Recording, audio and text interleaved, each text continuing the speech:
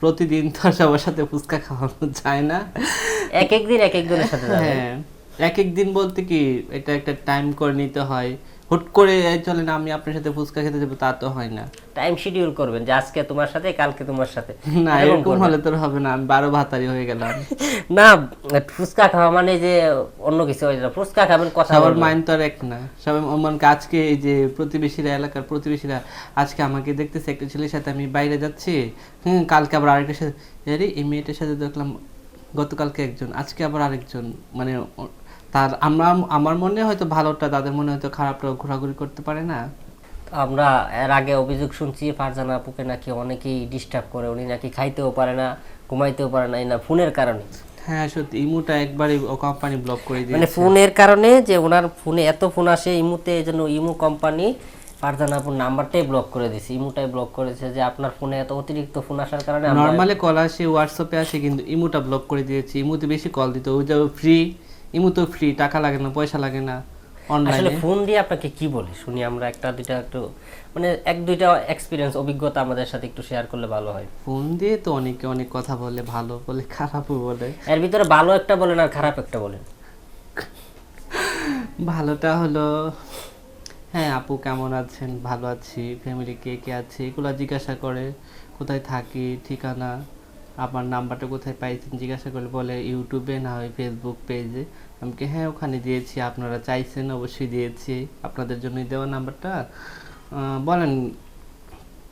তখন উনি হয়তো ফ্যামিলি ভাবে জানতে চাই, কারো এক বিয়ে আছে, কি আর বউ আছে, ঠিক আছে, একটা মানে আনমেরিড একটাও দেখি নাই, সব মেরিড। কেউ বউ সব বিদেশি ফোন দেয়, কেউ বউ চলে গেছে, কেউ কেউ বর। বউ মানে আমি বিয়ে করে দেশে রেখে আসছি, ঠিক আছে, আমার বউ আমাকে রাইখা টাকা পয়সা নিয়ে চলে গেছে, শুনলাম তোমরা নাকি কাউকে বেইমানি করো না, আমি তোমার মতো একজন চাই। এখন তো আমি তো এখনো কোনো বিয়ে শাদী হয় নাই, এখন নাকি আমার মনে কি চায় যে একটা দুই বিয়েতে একটা ছেলের সাথে প্রেম করি, বলেন। আপনি একটা যুবতী মেয়ে, আপনি তো চাইবেন না একজন চাইবেন। বিবাহিত ছেলের পুরুষের সাথে আপনি সম্পর্ক করতে। হ্যাঁ, তারপর যারা বসে টাকার জন্য, লোভের জন্য টাকা দিয়ে এটা বসে, কিন্তু মোটা অঙ্কে টাকা দিয়ে তখন ওইটা করে। আমাদের গ্রামে এলাকায় আমি দেখছি যে যারা মুরব্বী বিবাহিত লোক একটা অবিবাহিত মেয়েকে বিয়ে করতে হলে টাকা দিয়ে করে, যে আমার এটা তুমি থাক, তুমি সারা জীবন আমার ঘরে থাকতে পারবা, খাইতে পারবা, ওরকম ভাবে করে, ঠিক আছে, এটা তোমাকে লিখে দিলাম বা এটা দিলাম।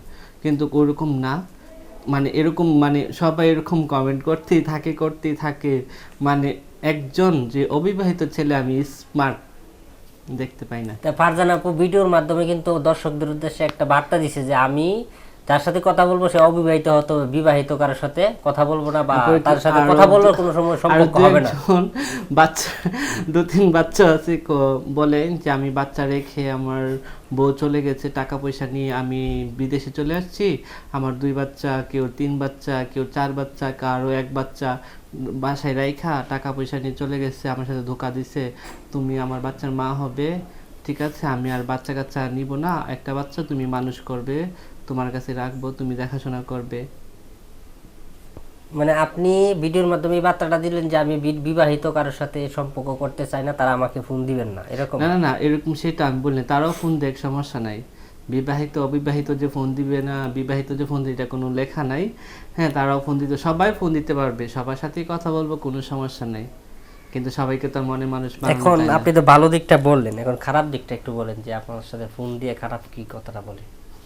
না থাক, সেটা আমি বলবো না। এটা বলবেন না, দর্শক কেউ ফারজানা আপু বলতে চাইতেছে না, আমরা দূর করব না। তো আমরা তো ভিডিওর একবার খারাপ তো খারাপই, খারাপটা না শুনলে না, এটা বুঝতেই পারছেন খারাপ। হ্যাঁ, আমরা খারাপটা আমরা হাইট রাখলাম, সেটা আর আমরা না শুনলাম। হ্যাঁ, তো আমরা একটা ভিডিওর শেষ পর্যায়ে আসলাম। ভিডিওর শেষে দর্শকদের উদ্দেশ্যে আপনি একটা ছোট করে একটু কিছু বলে দেন দর্শকদের। কি বলতে চান? দর্শকদের উদ্দেশ্যে বলবো যে যারা আমার ভিডিওটা দেখছো, যারা লাইভে আছো, আর যারা এখন লাইভে নাই, ঠিক আছে, ভিডিও দেখবা, আমার চ্যানেলটাকে সাবস্ক্রাইব করবা, আর বেশি বেশি করে লাইক দিবা, কমেন্ট করবা, আর আমার জন্য দোয়া করবা, আমি যাতে আরও সুন্দর করে সুন্দর সুন্দর ভিডিও দিতে পারি আপনাদের মাঝে, আর আপনাদের ভালোবাসা নিয়ে যাতে থাকতে পারি সেই দোয়া করবেন। আমিও দোয়া করি আপনারা যে যেখানেই থাকেন ভালো থাকেন, সুস্থ থাকেন, বউ থাকলে বউ বাচ্চা সবাইকে নিয়ে সুখে থাকেন, শান্তিতে থাকেন। আচ্ছা, আমরা দোয়া করি ফারজানা আপু ভালো থাকুক, এই হাসি মুখটা সবসময় বজায় থাকুক, আপনার মুখের ভিতরে এই হাসি মুখটা থাকুক সবসময়। না তো আপনার হাসিতে কিন্তু আমরা দর্শকরা অন্য কিছু মনে করতে পারে। আপনি হাও বললেন না, নাও বললেন না। হ্যাঁ বলছি তো। হ্যাঁ বলছেন, যাক ঠিক আছে। তো এত সুন্দর হাসি, ফারজানা আপুর হাসি, আমাদের দর্শকরা তো সবাই পাগল হয়ে যাবে। কতজন প্রেমে পড়ে গেছে অলরেডি মনে হয়। এই যে আমাদের লাইভে একজন বলছে ফারজানা আপুর হাসি অনেক সুন্দর, এত সুন্দর করে হাসতে পারে। গালে ওই যে দুই গালে যে কি জানি বলে, এগুলা টুট পড়ে না কি জানি বলে। আপনার হাসি অনেক সুন্দর। এই যে দর্শকরা কমেন্ট করতেছে একের পর এক। তো এই দর্শকরা যে কমেন্ট করতেছে, দর্শকরা যদি চায় আপনার সাথে কথা বলতে বা আপনার সাথে যোগাযোগ করতে, আপনার সাথে কোথাও যাবে, ঘুরতে যাবে, আপনার সাথে একদিন দরকারে ফুচকা খাবে হোটেলে বসে, রেস্টুরেন্টে বসে, তো তাদের কি সুযোগ আছে কিনা? হ্যাঁ, কথা এর মধ্যে কথা আছে, সবাইকে তো আর মানে সুযোগ দেওয়া যাবে না। দেওয়া যাবে না। যারা ভালো, যারা আমার মনের মতো, তাদেরকে সুযোগ দেওয়া যায়। আর অনেকে অনেক মাইন্ডে নিতে পারে যে মেয়েটা আজকে দেখলাম একজনের সাথে, কালকে আরেকজনের সাথে।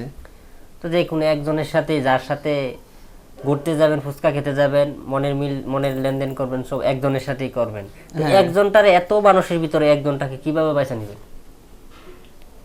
একজনকে অবশ্যই সবাই আমার সাথে কথা বলবে, এসএমএস করবে। কথা বললেই তো বুঝতে পারবো যে আসলে কে ভালো কে খারাপ। কথা বলার ভিতরে বোঝা যায় মানুষের ভালো মন্দ, কোন মাইন্ডে কথা বলতেছে, লোকটা কি বলতেছে, কি চাইতেছে কথার ভিতরে। তো কথা তো বলবে, এখন কথা বলতে হলে যে একটা মাধ্যম থাকতে হবে, সেই মাধ্যমটা তো আপনার দিতে হবে। কিভাবে কথা বলবে? আপনার কি ফোন নাম্বার বা কোনো মাধ্যম আছে কিনা? আছে, আমার ফোন নাম্বারও আছে, সমস্যা নাই। আপনার অ্যাড্রেসটা কি একটু বলবেন? আর সবাই তো আমার নাম জানেন, তারপর আমি আমার নামটা বলছি, ফারজানা আক্তার জুই। আর আমার বাসা হলো ঢাকা সাভার রেডিও। আমি তো জানতাম আপনার নাম হচ্ছে ফারজানা আক্তার ঋতু, এখন জুই বলতেছি। না, ফারজানা আক্তার জুই। জুই, হ্যাঁ। আবার বলেন, লোকেশন ইয়েটা বলেন। হ্যাঁ, আমার বাসাটা হলো ঢাকা সাভার রেডিও কলোনি।